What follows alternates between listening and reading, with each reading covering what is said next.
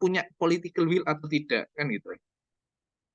Kalau ternyata dari hasil audit itu mungkin ada nilai-nilai, ternyata nilainya, berarti kan tidak ada political will dari pemerintah dalam menjalankan konsepnya itu. Jadi itu mungkin yang bisa saya sampaikan.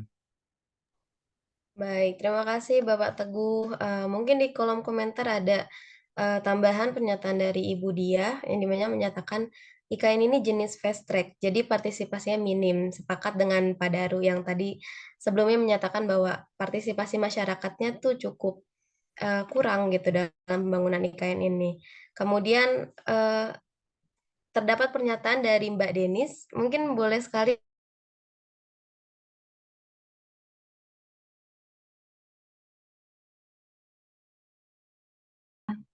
Saya udah ini sempat ketik juga ya. Intinya eh, saya juga ingin mempelajari ada anggapan seperti ini ya. Bahwa di salah satu keuntungannya lah itu adalah dari segi relokasi warga. Seperti salah satu contohnya sangat memungkinkan bagi Pemprov DKI bernego dengan Setnek atau Kemenko untuk mengalihkan aset-aset Setnek guna kepentingan orang-orang yang membutuhkannya ya, supaya tetap dapat akses terhadap itu pusat ekonomi itu. Kalau dari Pak Teguh sendiri, bagaimana Bapak melihat ini? Sekian. Baik, terima kasih Mbak Denis. Silakan untuk Pak Teguh. Ya, terima kasih Mbak Denis. Bahwa dengan adanya IKN yang difungsikan sebagai pusat pemerintahan, tidak artinya tidak akan merubah kedudukan dari Jakarta itu sendiri. Kenapa? Jakarta tetap difungsikan sebagai pusat ekonomi dan bisnis. Artinya eh, kepadatan penduduk, kemudian kepadatan lalu lintas, itu tetap tidak akan pernah terurai. Karena apa? Tetap difungsikan sebagai pusat ekonomi dan bisnis. Nah, justru multiple efeknya itu ada pada di Kalimantan. Yang awalnya menjadi, anggap aja, menjadi kota kecil, berubah menjadi kota, ibu kota, pasti akan menarik warga atau penduduk yang ada di daerah-daerah untuk masuk lagi ke ibu kota. Karena apa? Ya, multiple efeknya itu. Karena di sana ada aktivitas ekonomi, aktivitas pemerintahan, di sana banyak orang, yang pasti juga multiple efeknya ada kebutuhan, kemudian pasti juga hingga ada pasar, dan lain-lainnya. Sehingga lambat laun pun juga sama, artinya akan terbentuk, ibaratnya kita hanya memindahkan persoalan dari Jakarta ke IKN saja sebenarnya. Sepanjang pemerintah tidak mampu mengontrol konsep yang sudah dibangun itu. Jadi seperti itu. Baik, terima kasih Bapak Teguh. Mungkin ada tanggapan terlebih dahulu Mbak Denis. Silakan Mbak. Iya Pak, yang saya bisa ambil tadi underline juga sepanjang pemerintah bisa itu tadi ya, merealisasikan apa political will-nya begitu. Berikut nanti saya sampaikan juga di kolom sumbernya saya. Terima kasih. Baik, terima kasih Mbak Denis, terima kasih Bapak Teguh. Berhubung dengan waktu, sekarang tidak terasa sudah pukul 8:45. Mungkin ada satu penanya terakhir atau penanggap yang ingin disampaikan terlebih dahulu. Silakan Mohon izin, Mbak. Bapak Ibu. Mohon izin. Baik, silakan Bapak. Ya, saya terlambat, baru ikut mungkin 10 menit yang lalu. Yang dibicarakan hari ini itu bentuknya seperti apa saya enggak dong, tapi ini bicara IKN ya. Di situ ada kata menggugat. Berarti kan mempermasalahkan. Apalagi ide pindahnya ibu kota dari Jakarta ke Kalimantan Timur ya, itu menimbulkan banyak pertanyaan. Gitu. Tapi dari pembicara tadi sudah menyinggung juga bahwa ada hal yang menjadi permasalahan di Jakarta, bahwa dengan anggaran 70 triliun setiap tahunnya di Jakarta, itu tetap tidak bisa mengatasi yang namanya banjir, macet, lalu rob, begitu ya, dan banyak macam permasalahan. Lalu jumlah penduduk mungkin di seluruh Indonesia paling banyak ngumpul di Jakarta, gitu ya. Yang kedua baru Jakarta. Kemudian keterlibatan masyarakat umum kan sudah dimulai dari ketika dipublikasikan ini mengenai arsitek, gambar, seperti apa yang diinginkan. Ini kan dipublikasikan, dilombakan untuk umum. Sehingga dari situ yang dipilih kan yang melindungi lingkungan, gitu ya, yang dipilih, yang menang. Itu. Kemudian kalau kita melihat jauh ke belakang, bahwa di Kalimantan Timur abad 4, ya, tahun 400 Masehi ya, di situ ada kerajaan besar yang muncul pertama kali di Indonesia, di Kalimantan Timur, Kerajaan Kutai, Kerajaan Kutai. Dan besar itu muncul pertama kali di Nusantara ini.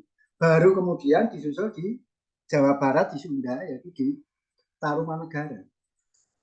Ya, gitu ya. Kemudian masuk ke Hindu abad setelah ini abad 12-an. Di Jawa Timur ketika jatuhnya Singosari yang dijatuhkan oleh desanya sendiri, yaitu Kediri, lalu muncul kerajaan baru di tengah hutan terik, yaitu Majapahit. Majapahit dibikin yaitu di tengah hutan terik, lalu yang nanti diberi nama Majapahit. Kemudian ketika zaman Islam, Mataram,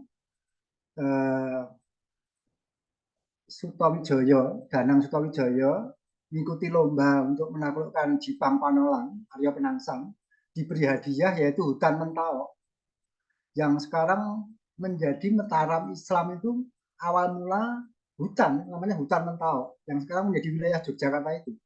Tepatnya di Kota Gede sampai pantai selatan, itu hutan semua. Dan dalam perkembangan waktu menjadi ramai ya. Itu. Sehingga ada yang mempermasalahkan itu, ya mungkin secara historis mungkin perlu banyak belajar lagi.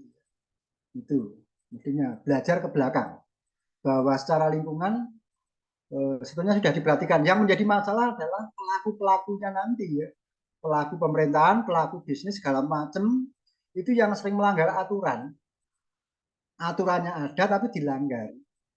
Yang menjadi masalah adalah manusianya, manusia yang melanggar hukum.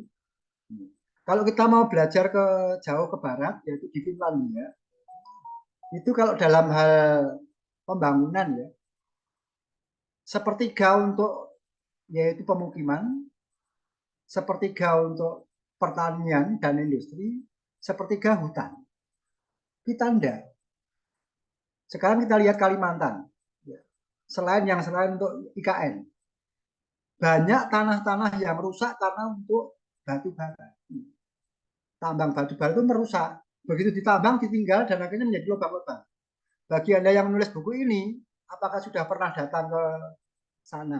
Paling tidak datang ke IKN dan pertambangan yang dari Kalimantan Timur dan Kalimantan Selatan. Tanahnya rusak.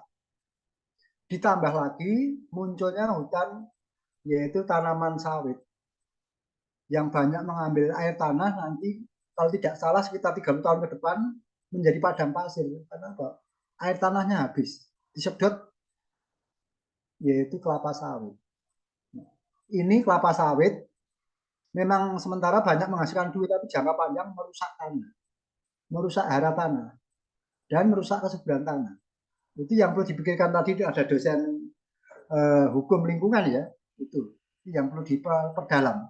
Salah terbelakang saya sejarah, guru swasta di Malang, itu. Sehingga dalam hal bicara yang ini malam ini saya tidak terlalu paham, tapi saya memberikan paling tidak gambaran bahwa ada beberapa kota besar kerajaan dulu dibangun di tengah hutan, yaitu Majapahit, Mataram Islam, kemudian Kutai, kerajaan Kutai di Kalimantan Timur. dan bisa berkembang pesat. Ditambah lagi satu, yaitu Sriwijaya di Palembang, di tengah hutan. Bisa berkembang pesat, bahkan banyak pemuda-pemuda dari Cina, itu abad 8 sampai abad 9 itu banyak belajar di Sriwijaya untuk mendalami agama Buddha. Di situ ada universitas yang bisa menampung 1.500 ini mahasiswa. Di situ ada asramanya dan ada prasasinya. Gitu. Sebenarnya kita sumber pengetahuan, tetapi kita manusia yang penghuninya kita ini banyak yang melanggar. Yang melanggar siapa? Biasanya yang pendidikannya tinggi malah. Yang pendidikan tinggi itu banyak melanggar. Gitu. Terima kasih. Selamat malam. Terima kasih Bapak Justinus atas masukannya yang luar biasa pada lintas sektor, yaitu historis dan sejarah. Memang betul, saya mungkin bisa dikaitkan dari sisi filosofis, budaya, sejarahnya gitu ya pada pembangunan suatu IKN ini di Kalimantan. Mungkin karena berhubung waktu Bapak Ibu dan rekan-rekan, sebenarnya diskusinya tuh masih cukup asik gitu ya, karena bahasannya sangat luar biasa. Jadi saya terima kasih banyak kepada Bapak Teguh, Bapak Justinus, Pak Jamal, Mbak Denis, Mbak Mega, dan rekan-rekan semua. Terima kasih telah berpartisipasi memeriahkan acara diskusi pada malam hari ini. Kemudian dari diskusi ini kita banyak insight-insight, kita banyak masukan-masukan yang bisa memberikan sudut pandang yang baru mungkinnya kepada kita dan juga teman-teman. Kemudian tentu saya akan ingatkan kembali bahwasanya sesi ini masih ada satu sesi terakhir, yaitu Jumat depan, yang akan tetap judul bukunya itu yang akan menggugat Ibu Kota Negara, yang dilaksanakan pada tanggal 16 Februari 2024, di waktu yang sama, yang kemudian akan dipaparkan oleh Bapak Niko Meido dan Bapak Salman Abdillah, dengan tema bab 7, yaitu mengenai reformasi agraria versus pembebasan lahan IKN, dan pada bab 8 yaitu mengenai konsensi hak guna usaha di IKN, dan tentunya akan dimoderatori oleh rekan kami yaitu rekan Timothy Arfiando Raden. Baik, ditunggu kembali Bapak Ibu, karena kan ini masih hangat-hangatnya ya diskusinya, boleh banget. Nanti kita lanjutkan di Jumat depan, dan juga saya mohon maaf apabila masih terdapat segala kekurangan ataupun kesalahan saya selaku moderator pada diskusi malam hari ini. Terima kasih kepada Bapak, Ibu, dan rekan-rekan, selamat malam. Saya kembalikan kepada rekan Timothy atau rekan Mega, silahkan.